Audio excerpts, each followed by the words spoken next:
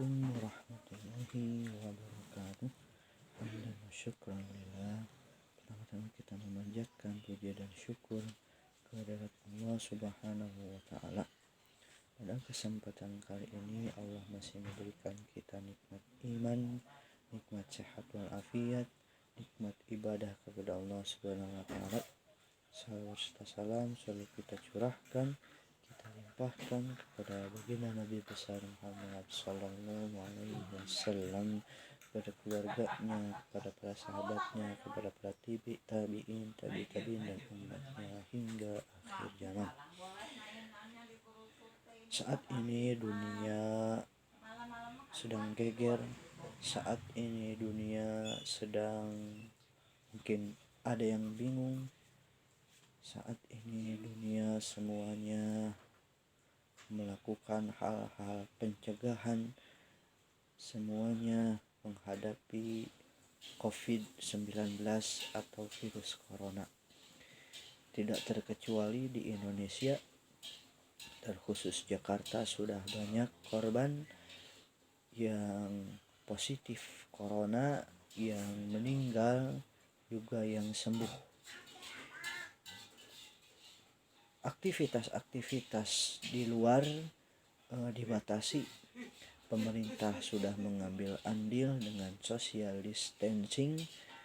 Para ulama juga mengambil andil memberikan fatwa agar aktivitas-aktivitas di luar dikurangi dan beraktivitas di rumah yang kita kenal dengan WFH, work from home, bekerja dari rumah. Ada positif, ada negatifnya. Mungkin bagi menengah ke atas di rumah adalah hal yang tidak terlalu menjadi persoalan.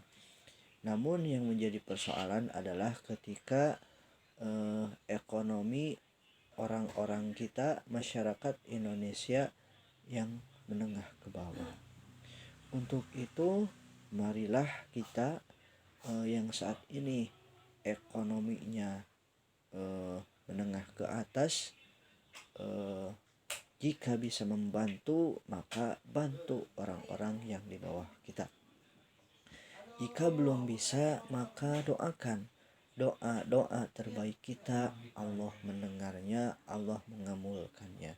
Fa inni qarib. Allah itu dekat. Jika kalian bertanya padaku Muhammad, maka katakanlah aku dekat. Wa idza sa'alaka ibadi anni fa inni qarib.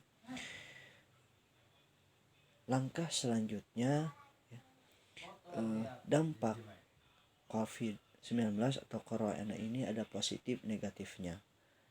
Tadi dari segi ekonomi, masih banyak segi-segi yang lain. Aktivitas-aktivitas yang diliburkan, aktivitas kerja, aktivitas sekolah, semuanya di rumah. Nah, positifnya adalah bisa berkumpul dengan keluarga, bisa saling melengkapi, bagaimana menjadi sosok ayah, bagaimana menjadi sosok ibu, bagaimana menjadi seorang menantu misalnya, bagaimana menjadi seorang anak. Semuanya punya positif, semuanya bisa positif tergantung kita menyikapi. Adapun di luaran sana mungkin bertebaran juga hoak-hoak yang bisa menyesatkan. Maka pertama perlu ilmu. Kita ilmui apa-apa yang harus kita ilmu, apa-apa yang kita harus pelajari. Islam telah 1400 tahun yang lalu mengajarkan bahwa kita menjaga kebersihan. Kebersihan sebagian dari iman.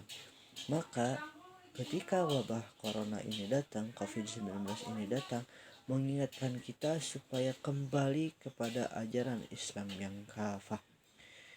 Dari segi fikih, dari segi toharoh misalnya. Dan yang jangan dilupakan juga adalah bagaimana tauhid kita kepada Allah. apapun yang kita lakukan, apapun yang kita ucapkan, apapun yang kita perbuat akan dipertanggungjawabkan. Dan untuk hasil Allah lah yang menentukan. Karena kita la haula wala quwata illa billah, tiada ada daya dan upaya melainkan dengan pertolongan Allah. Yang kedua, belajar kembali fikih. Yang ketiga, belajar akhlak. Dan kurangi pada saat ini maksiat, ya. Sebelumnya kita kurangi maksiat, maka hari ini pada saat ini lebih menekankan maksiat kita. Kuatkan doa, kuatkan ibadah, kuatkan ketaatan. Kita bertakwa kepada Allah Subhanahu wa taala dengan menjalankan perintah Allah dan menjauhi larangannya. Juga berhijrah. Hijrah artinya berpindah dari yang tidak baik kepada yang baik, dari yang baik menjadi lebih baik. Bahkan kata ulama, hijrah itu adalah meninggalkan segala larangan-larangan Allah. Ini yang sulit. Ketika kita sendiri, maka itu ujian terberat juga.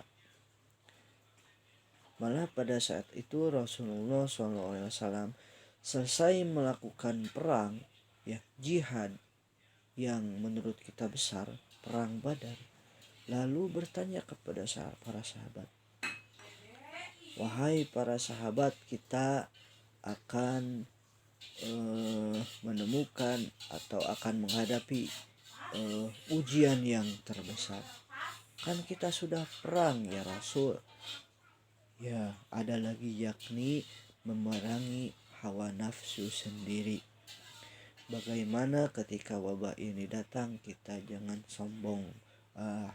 Masih sehat, masih kuat, tidak akan tertular. Banyak yang mudah juga tertular. Kan kita punya Allah. Tapi menafikan ikhtiar itu jangan juga. Maka keyakinan, ikhtiar maksimal harus seimbang. Kita saat-saat ini banyak berdoa, bukan saja berdoa bagi diri sendiri, tapi berdoa juga untuk orang lain, muslimin muslimat.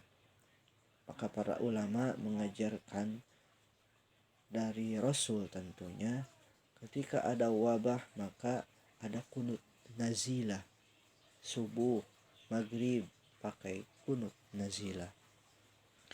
Dan kita tidak melupakan juga, ya, bahwa kita mempunyai pedoman hidup, yakni Al-Quran dan As-Sunnah.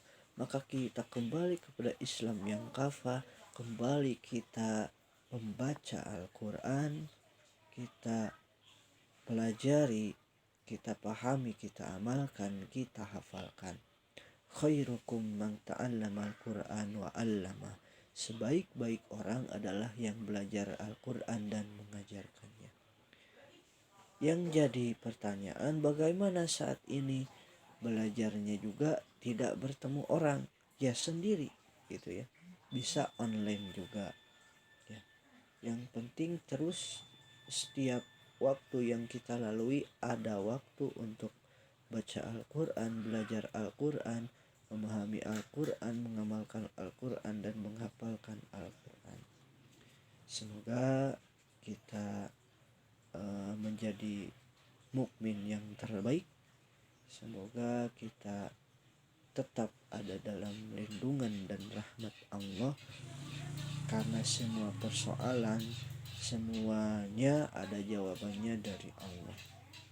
Ketika menghadapi musibah, orang mukmin adalah qalu inna lillahi wa inna ilaihi raji'un. Kita kembali kepada Allah, ya, semuanya akan kembali kepada Allah, dan bersabar.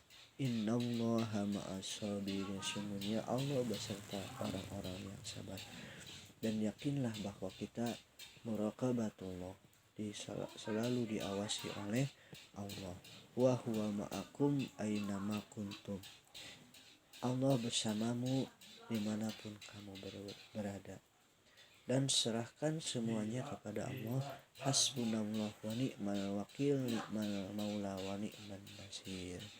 Itu saja, semoga bermanfaat, menjadi muhasabah bagi diri pribadi dan juga bagi pemirsa yang mungkin melihat tayangan ini. Subhanakallahumma wa bihamdika asyhadu an la ilaha illa anta astaghfiruka wa atubu ilaik.